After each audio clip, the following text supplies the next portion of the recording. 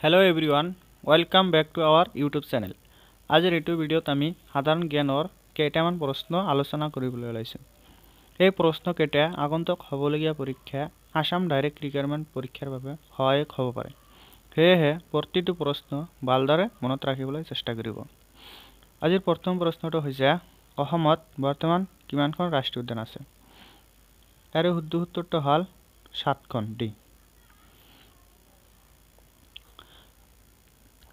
দ্বিতীয় প্ৰশ্নটো হৈছে অসমৰ সৰ্বোচ্চ পাহাৰ শ্ৰেণীৰ নাম কি? ইয়াৰে শুদ্ধ উত্তৰটো হ'ল চি বৰাইল পাহাৰ। 3 নম্বৰ প্ৰশ্নটো হৈছে অসমৰ উচ্চতম শৃংগটো হ'ল,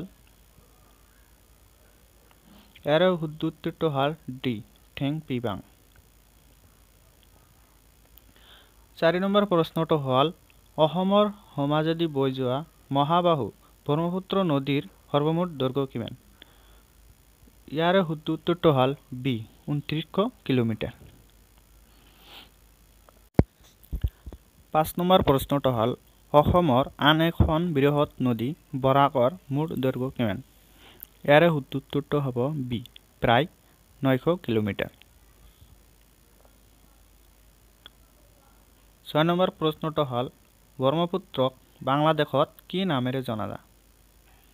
ইয়াৰে শুদ্ধ উত্তৰটো হ'ব বি যমুনা। 7 নম্বৰ প্ৰশ্নটো হ'ল দেওহাঁহৰ বাবে অসমৰ কোনখন ৰাষ্ট্ৰীয় উদ্যান প্ৰসিদ্ধ? ইয়াৰে শুদ্ধ উত্তৰটো হ'ব এ ডিব্ৰু-চৈখোৱা ৰাষ্ট্ৰীয় উদ্যান। 8 নম্বৰ প্ৰশ্নটো হ'ল ডিব্ৰু-চৈখোৱা ৰাষ্ট্ৰীয় উদ্যান বিশেষকৈ কিহৰ বাবে বিখ্যাত? ইয়াৰে শুদ্ধ উত্তৰটো হ'ব ডি বনৰীয়া ঘোঁৰা। 9 নম্বৰ প্ৰশ্নটো হ'ল অসমলৈ আগমন ঘটা প্ৰথমটো জনগোষ্ঠী আছিল? ইয়াৰে শুদ্ধ উত্তৰ হ'ব এ অষ্ট্ৰিকসকল। 10 নম্বৰ প্ৰশ্নটো হ'ল অসমৰ আটাইতকৈ ডাঙৰ জিলাখন হ'ল? ইয়াৰে শুদ্ধ উত্তৰটো হ'ব চি কাৰ্বি আংলং। 11 নম্বৰ প্ৰশ্নটো হ'ল অসমৰ একমাত্ৰ চিমেণ্ট কাৰখানাটো ক'ত অৱস্থিত? ইয়াৰে শুদ্ধ উত্তৰটো হ'ব এ বোকাজানত। 12 নম্বৰ প্ৰশ্নটো হ'ল অসমৰ আটাইতকৈ ডাঙৰ তেল শোধনাগাৰটো হ'ল? ইয়াৰে শুদ্ধ উত্তৰটো হ'ব বি বঙাইগাঁও তেল শোধনাগাৰ। 13 নম্বৰ প্ৰশ্নটো হ'ল এছিয়াৰ ভিতৰত আটাইতকৈ বৃহৎ চাহ গৱেষণা কেন্দ্ৰ অৱস্থিত ঠাইখনৰ নাম কি? ইয়াৰ শুদ্ধ উত্তৰটো হ'ব ডি টকোলাই। 14 নম্বৰ প্ৰশ্নটো হ'ল অসমৰ কোনখন জিলাত নুমলীগড় তেল শোধনাগাৰটো অৱস্থিত? ইয়াৰ শুদ্ধ উত্তৰটো হ'ব চি গোৱালপাৰা। 15 নম্বৰ প্ৰশ্নটো হ'ল ব্ৰহ্মপুত্ৰৰ ওপৰত নিৰ্মিত চতুৰ্থখন দলংৰ নাম হ'ল? ইয়াৰ শুদ্ধ উত্তৰটো হ'ব চি বগীবিল। 16 নম্বৰ প্ৰশ্নটো হ'ল বৰাক উপত্যকাৰ সৰ্ববৃহৎ নগৰ কোনখন? ইয়াৰ শুদ্ধ উত্তৰটো হ'ব ডি শিলচৰ।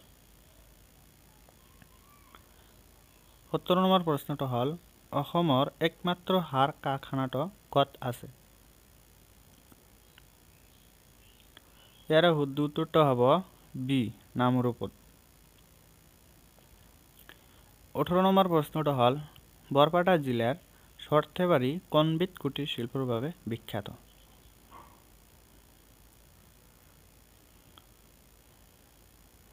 ইয়াৰ শুদ্ধ উত্তৰটো হ'ব চি কাঁহৰ বাচন বৰ্তন নিৰ্মাণৰ বাবে। 19 নম্বৰ প্ৰশ্নটো হ'ল ভাৰতত মুঠ চাহ উৎপাদনৰ আটাইতকৈ বেছি উৎপাদনকাৰী ৰাজ্যখন হ'ল? ইয়াৰ শুদ্ধ উত্তৰটো হ'ব বি অসম। 20 নম্বৰ প্ৰশ্নটো হ'ল অসমৰ টিনপাট প্ৰস্তুত কৰা কাৰখানা ক'ত আছে? ইয়াৰ শুদ্ধ উত্তৰটো হ'ব এ আমিনগাঁৱত। বন্ধু বান্ধৱীসকল যদি ভিডিঅ'টো ভাল পাইছে তেনেহ'লে লাইক কৰিব আৰু নতুন নতুন ভিডিঅ' পাবলৈ চেনেলটো সাবস্ক্ৰাইব কৰিব। Thank you everyone.